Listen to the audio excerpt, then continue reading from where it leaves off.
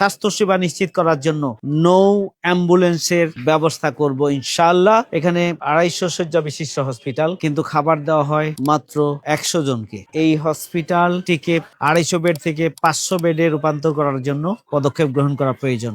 যে আমি এখন চাঁপাইনবাবগঞ্জ সদর হসপিটালে অবস্থান করছি। চাঁপাইনবাবগঞ্জ সদর হসপিটালটিকে আধুনিকায়ন করা প্রয়োজন। এখানে যন্ত্রপাতি পুরনো এবং উন্নত চিকিৎসার জন্য খুবই অপ্রতুল বিধায় সবসময় এখানে রোগী আসার পরে দ্রুত গতিতে রেফার করে দেওয়া হয়। এখানে হার্ট এবং আইসিইউ সিসিইউ সহ আধুনিক যন্ত্রপাতি যদি এখানে দেওয়া হয়, চাঁপাইনবাবগঞ্জের মানুষ স্বস্তির সাথে চিকিৎসা নিতে পারবে। এখানে 250 শয্যা বিশিষ্ট হসপিটাল, কিন্তু খাবার দেওয়া হয় মাত্র 100 জনকে। আমরা বারবার বলে আসছি, কর্তৃপক্ষের সাথে কথা বলেছি, এখানে 250 শয্যা বিশিষ্ট হসপিটালে খাবার 250 জনকে দিতে হবে। আমরা দাবি জানিয়েছি যে চাঁপাইনবাবগঞ্জের মানুষের স্বাস্থ্য সেবা নিশ্চিত করার জন্য এই হসপিটালটিকে 250 বেড থেকে 500 বেডে রূপান্তর করার জন্য পদক্ষেপ গ্রহণ করা প্রয়োজন। আমি খেয়াল করেছি এই হসপিটাল ভিজিট করার সময় যে 250 বেড রয়েছে, বাট 6 থেকে 700 এখানে সব সময় রোগী থাকে। এখানে খাবার মান এবং সেবার মানের দিকে নজর দেওয়া দরকার। এখানে অ্যাম্বুলেন্স সার্ভিস মাত্র 2টি অ্যাম্বুলেন্স আছে, তার মধ্যে ড্রাইভার একজন।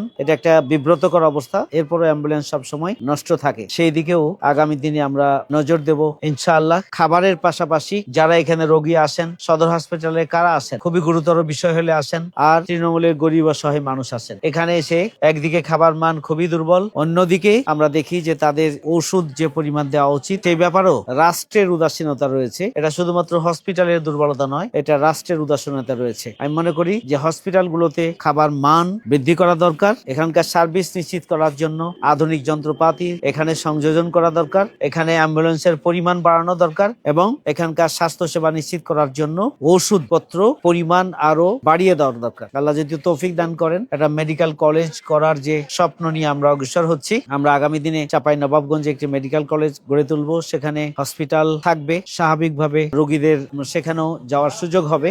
চাঁপাইনবাবগঞ্জে বিশেষায়িত হসপিটালের কোন বিশেষ ডিপার্টমেন্টের অভাব রয়েছে। এখানে ক্যান্সার হসপিটাল নেই। মা এবং শিশু বলা যায় যে জনগোষ্ঠীর অর্ধেকেরও বেশি, প্রায় 60%। তো সেখানে এই জনগোষ্ঠীকে তো স্বাস্থ্য সেবা যদি নিশ্চিত করা না যায়, তাহলে আগামী প্রজন্ম গড়ে উঠবে না। সুতরাং আমরা আমাদের মা এবং সন্তানদের, শিশুদের চিকিৎসা সেবা নিশ্চিত করার জন্য আমরা একটা বিশেষায়িত আলাদা হসপিটাল প্রতিষ্ঠার জন্য আমরা উদ্যোগ গ্রহণ করবো ইনশাল্লাহ। এখানে অনেক মানুষ কিডনি রোগে আক্রান্ত, ডায়ালাইসিস করতে হয় এবং কিডনি জনিত সমস্যার কারণে, বুঝতে না পারার কারণে অনেক মানুষ অকালে মৃত্যুর দিকে ঝরে পড়ে। এই জন্য এখানে একটি কিডনি হসপিটাল, বিশেষায়িত হসপিটাল হিসাবে প্রতিষ্ঠা করা দরকার। হার্ট ফাউন্ডেশনের উদ্যোগে এখানে হার্ট ফাউন্ডেশন গড়ে তোলা হচ্ছে। আমি আশা করি যে এই প্রতিষ্ঠান যেন অবিলম্বে কাজ শুরু করতে পারে। এটা যেন একটি মানুষের হৃদরোগের সমস্যা সমাধানের জন্য যেন অবদান রাখতে পারে। এই জন্য এই প্রতিষ্ঠানটিও যেন এগিয়ে যেতে পারে, এই জন্য পাশে আমি থাকবো ইনশাল্লাহ। বিশেষ করে আপনারা জানেন যে আমাদের তৃণমূলের জনগোষ্ঠী এখানে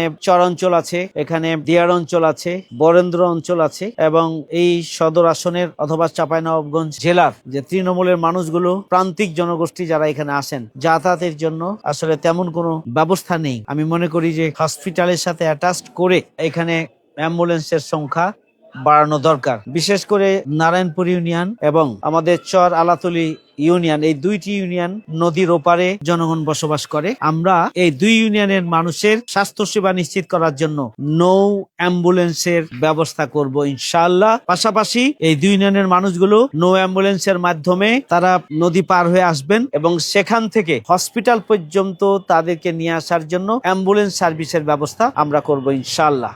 ইউনিয়নগুলোতে আপনারা দেখবেন যে স্বাস্থ্য কমপ্লেক্স রয়েছে, এগুলো জনগণের স্বাস্থ্য সেবার জন্য উপযুক্ত নয়। এখানকার কাঠামোগত উন্নয়ন প্রয়োজন, এখানের ম্যানপাওয়ার বাড়ানো দরকার, এখানকার ডাক্তারদের স্বাস্থ্য সেবা নিশ্চিত করার জন্য এখানে অবস্থান বাড়ানো দরকার এবং এখানে স্টাফের পরিমাণও বাড়ানো দরকার। সরকারের লজিস্টিক সাপোর্টও বাড়ানো দরকার। সংশ্লিষ্ট মন্ত্রণালয়ের কাছে আমরা সেই দাবিগুলো জানাবো এবং ইউনিয়ন পর্যায়ের স্বাস্থ্য কমপ্লেক্সে যাতে করে ভালো চিকিৎসা হয় সেই ধরনের ব্যবস্থা নিশ্চিত করার জন্য আমরা পদক্ষেপ গ্রহণ করব ইনশাআল্লাহ।